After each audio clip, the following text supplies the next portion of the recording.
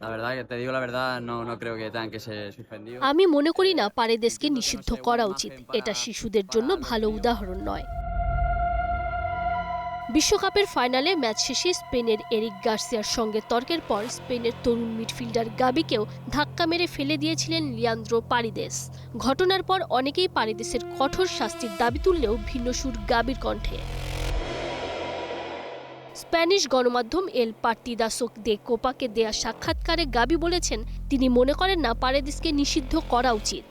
আমি মনে করি না পারেদেসকে নিষিদ্ধ করা উচিত। এটা শিশুদের জন্য ভালো উদাহরণ নয়। কিন্তু ফুটবলে একটা শারীরিক ও আক্রমণাত্মক দিক আছে। ম্যাচের মধ্যেই লাল কার্ড দেখানো যথেষ্ট ছিল। শেষ পর্যন্ত এটা ফুটবল, আর ফুটবল এমনই।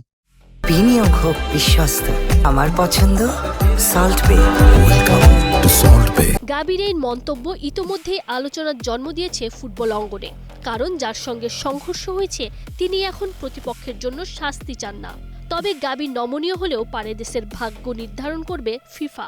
বিশ্ব ফুটবলের নিয়ন্ত্রক সংস্থা ইতোমধ্যে ম্যাচ পরবর্তী সংঘর্ষের ভিডিও পর্যালোচনা করছে। শুধু পারেদেস নন, তদন্তের আওতায় আনা হয়েছে আর্জেন্টিনার ডিফেন্ডার নাহুয়েল মোলিনাকেও। অভিযোগ স্পেনের শিরোপা উদযাপনের সময় রদ্রির বুকে আঘাত করেছিলেন তিনি। ফিফা শৃঙ্খলা বিধি অনুযায়ী প্রতিপক্ষকে আঘাত বা সহিংস আচরণের প্রমাণ মিললে ন্যূনতম ৩ ম্যাচ নিষেধাজ্ঞা হতে পারে। প্রয়োজনে সেই শাস্তি আরও বাড়ানোর ক্ষমতা আছে ডিসিপ্লিনারি কমিটির। গাবি ক্ষমার বার্তা দিলেও ফিফা কতটা নমনীয় হয় সেটাই এখন বড় প্রশ্ন। ম্যাচ পরবর্তী ঘটনায় তদন্ত শেষ করে আর্জেন্টিনার খেলোয়াড়দের বিরুদ্ধে সম্ভাব্য শাস্তির সিদ্ধান্ত দেবে বিশ্ব ফুটবলের নিয়ন্ত্রক সংস্থা। Tanjim OC, star play.